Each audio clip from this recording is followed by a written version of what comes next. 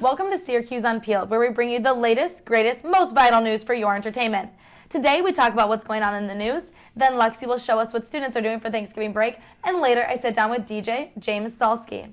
I'm here with the usual suspects, Leanna Huber, Jacob Friesengrant, and Cassie DeLaura. So guys, to start us off, Kate Middleton's PR has taken a turn for the worst. At a Remembrance Day event in Britain, she had the nerve to twirl her hair. Oh my god, that's it? Really? How about when Prince Harry wore like a Nazi costume for Halloween? I think that was a little worse. Yep. She was just fixing her perfect shiny hair, and you know, I'm jealous. Stop! You're offending an entire nation. Oh gosh.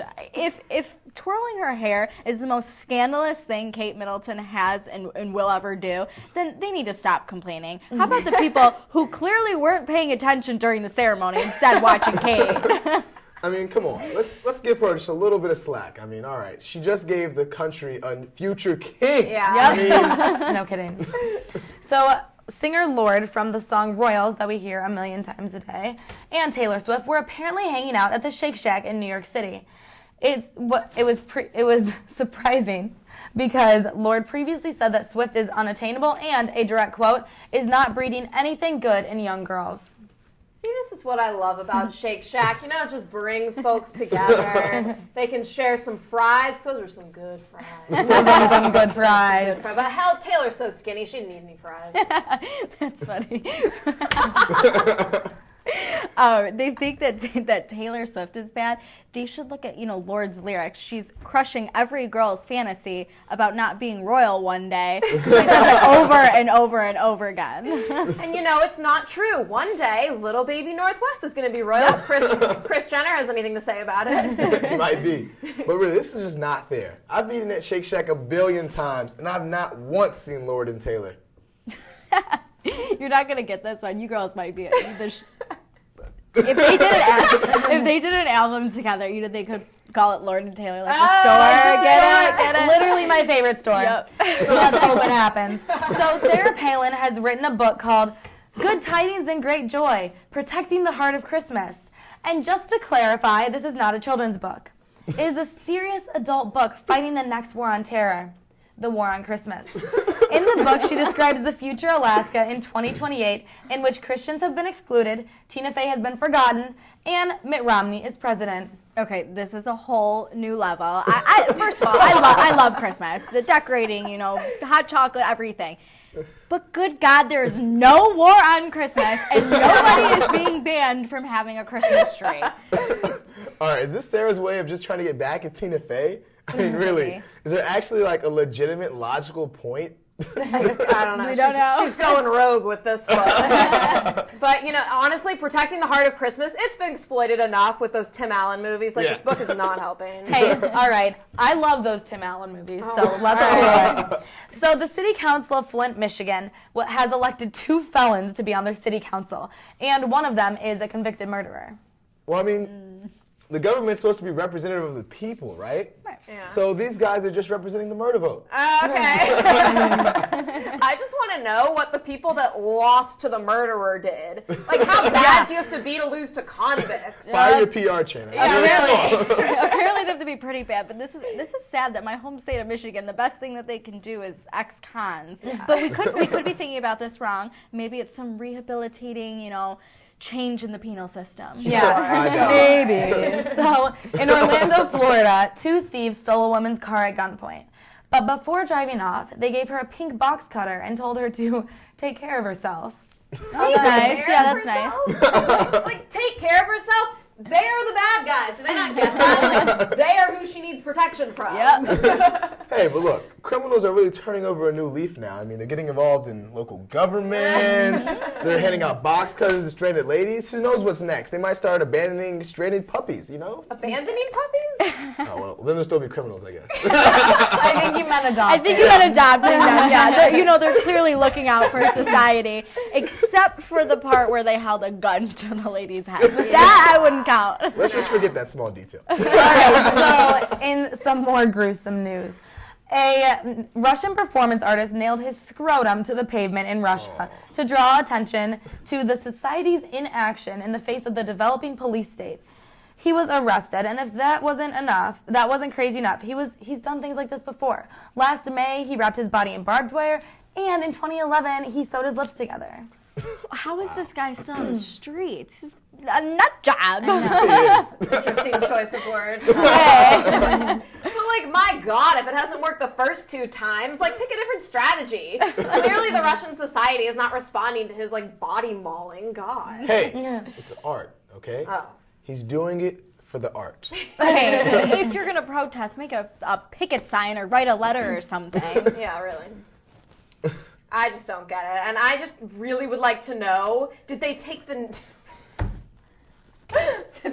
nail out before they arrested him? Oh. Like, did he have a nail gun? Did he nail something like that? Like, I just so many questions. I just don't. I don't want to know. I don't want to know. Right, but at least he had the balls to stand up for something. All right. Well, he might not have them anymore. No. You're so clever, Jacob. So apparently, the newest fad in tanning is the fake ski goggle tan. People will wear ski goggles into the tanning salon so that it looks like they just returned from a ski vacation. And Kim Kardashian is doing it, so you know it's real. you know it's real. Yeah. Okay, this is just the dumbest thing I've ever heard. Like, not only are you gonna look like an Oompa Loompa from being in the tanning bed all winter, in addition to that, you look like a raccoon. Great. I mean, I honestly just don't understand white people's obsession with tanning. I mean, do you really expect people to? Do you really expect to look tan all winter? Is that normal? We want to be, but but not the goggle tan. Since when is that cool? Like, I don't understand it. We used to, everyone used to make fun of people who would come back from winter break and have these goggle tans. I don't get it. Well, I mean, if Kim Kardashian, Kim authority on all things classy, is doing it. With a K. So Alec Baldwin got into another fight with the paparazzi on the way to the hair salon in New York City. He knocked the cell phone out of the photog's hand, and he mimicked the man's allegations of assault. He's such a grumpy man. Like, geez, maybe try to be nice to people and stop attacking them. And the paparazzi might leave you alone. I mean, the man was just trying to get to the salon, people. I mean, how interesting can that be? There's got to be something better going on in the entire city of New York. I mean, something. I'm sure there is, but I mean, to give him credit, he's got a beautiful set of hair. So the paparazzi should get out of his way when he's trying to go get it done. Agreed. So Justin Bieber is apparently accruing a good amount of debt to Germany. Bieber tried to bring his monkey named Mally into the country during his Believe tour. Lacking the proper documentation, the monkey was seized by German officials and taken into custody. Germany's Federal Agency for Nature Conservation has billed Bieber a total of $11,000, which has gone unpaid. Come on, Justin. Get it together. I mean, ever since he's broken up with, what's-her-face, I mean, he's really just gone off the deep end. I mean, What's her face? You mean Selena Gomez? Yeah. She was the best thing that happened to him. Look now, I agree. He's lost it. First, he's buying a monkey for Lord knows what reason, and now he's bringing it to Germany. I don't understand that kid.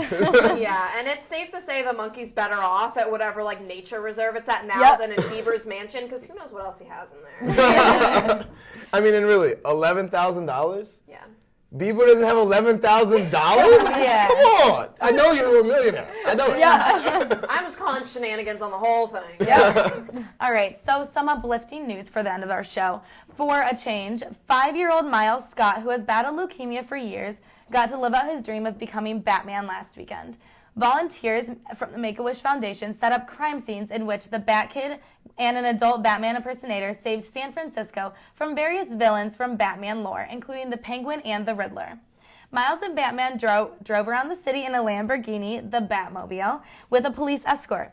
Even President Obama congratulated Miles for saving Gotham. And at the end of the day, San Francisco Mayor Ed Lee presented Miles with a key to the city and proclaimed November 15th Bat-Kid Day. Aw, this is a really touching story. With that, on a serious note, with all the really negative news that we hear on a daily basis, it's really nice to see the city come together like for such a good cause. Yeah, I like this story. It really puts things into perspective, and hopefully Justin Bieber will read it and he can get over the loss of his precious monkey. Hopefully. From all of us here at Syracuse Unpeeled, we want to congratulate Miles on keeping Gotham safe. Stick around and we'll be right back with Lexi Pratt.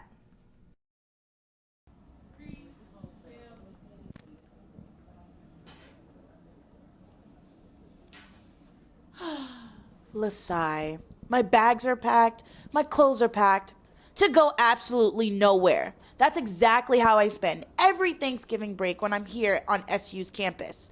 Are you in the same predicament? Are you not gonna have mom's home-cooked gravy with turkey and stuffing? Well, I've got a few tips for you if you're here on this dismal campus. So let's see what we're gonna do. Thanksgiving time means game time. So that means it's time to rack up on the snacks. Snacks on snacks on snacks!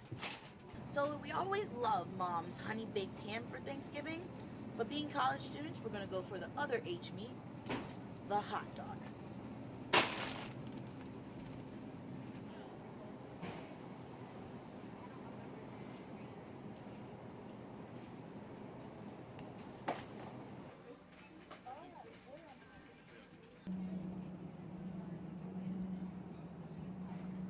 Mommy said, always smile when you're eating your veggies. Ooh, turkey. Oh my God. I think I'm just gonna start throwing stuff in there. So I'm back from the store with my grocery goodies, but I've also decided to add some more home flavor. I've got a lot of leftovers and a lot of ingredients that we've already bought throughout the year. So don't forget, you've got your pork chops, your beans. Why not add some bacon? And a huge bag of rice. Leftovers will be some shredded tuna along with the shrimp to remix the ramen. And I'm gonna ask my friend Michelle to, make a more traditional dessert with some old-fashioned oatmeal and some fresh apples from apple picking to go along with a big tub of ice cream. So I'm here with good food, good friends, and good company, and an amazing apple crisp, right? Michelle has it in the oven. I'm so happy that I decided to stay here with you guys for Thanksgiving. So you're telling me you didn't make the apple crisp? You made the rice? The rice looks really interesting. Anyway, you can find all this food for discounted prices, or you can even use your off-campus meal plan at Tops right down the street from South Campus. So let's dig in. Wait, before we do that though, what are you guys thankful for? I am thankful for you guys, my friends. Really, Anna? Really, honestly. Oh my goodness. Michelle? I'm thankful for this rice, this fish, the salad and steak that I'm about to have. And you guys are cool too, Well, I'm thankful for my amazing friends who've made this Thanksgiving awesome for me since I never go home, since I'm so far away from home. But anyway, hopefully you guys have a lot of things to be thankful for, but I think we're about to be thankful for this food. So let's eat. After my Thanksgiving dinner, I decided to come down here in downtown Syracuse at the Samaritan Center, where they give back to the community, where they prepare meals and accept donations for those in need. So if you find yourself here for your Thanksgiving break, come make friends and bring your friends to spend time and make a difference. So have a happy Thanksgiving, everybody. Welcome back to Syracuse Unpeeled. I'm here with James Salsky, a member of the DJ production duo Synchronize. So first we're going to take a look at one of his recent performances. So can you tell me a little bit about what we're going to see? Yeah, it's going to be a clip from our show at Webster Hall, which was over the summer when we opened for Camo and Crooked. All right, let's take a look.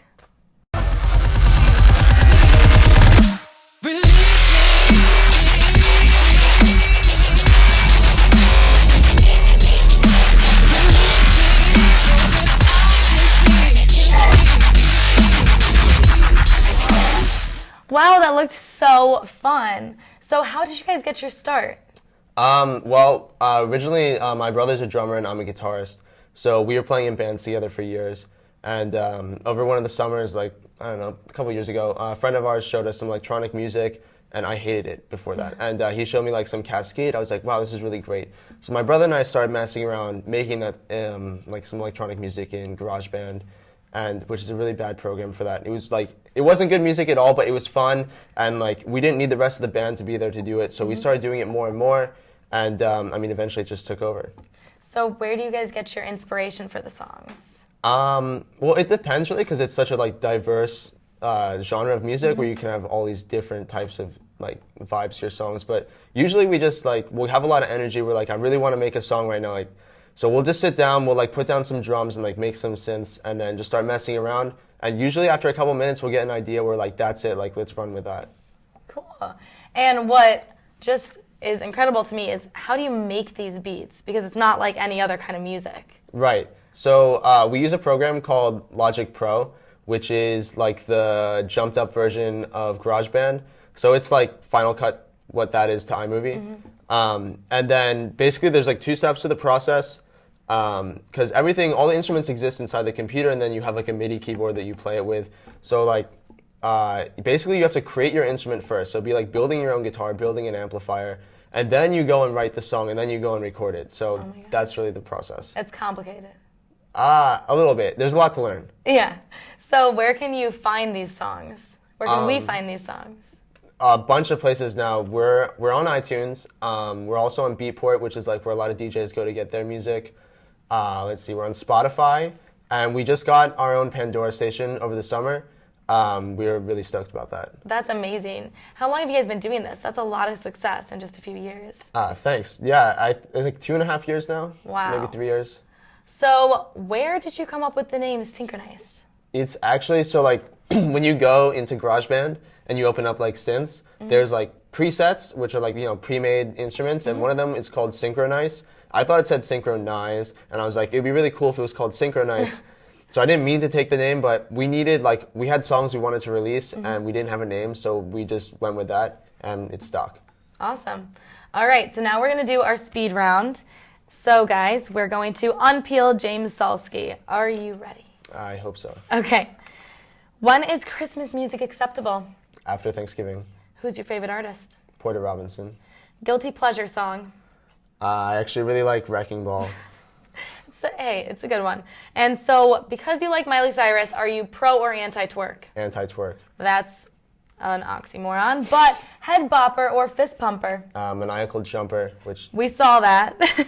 And beats or bows? I actually use Sennheisers. I don't know what that is, but it sounds really more professional. Dream venue to DJ? Red Rocks, which is out in Colorado, and it's a natural amphitheater, so you have like the cliffs on either side. Have you been there? No, but I might be going out that way for spring break, so hopefully I'll get to see it. Wow. And while DJing, would you rather play Hannah Montana or Justin Bieber? Hannah Montana. Bruce Springsteen or Bon Jovi? I'm from New Jersey, so this is a tough question, but I've always been more of a Bon Jovi fan. Same here. Skrillex or Avicii? Skrillex. And if you had to listen to one song for the rest of your life, what would it be? Probably one of those classical pieces. It's like half an hour long, because then at least you wouldn't get as bored as quickly. That's a creative answer. And boxers or briefs? Briefs. All right. Thank you for joining us today. Thanks for having me. And we'll see you next time on Syracuse Unpeeled.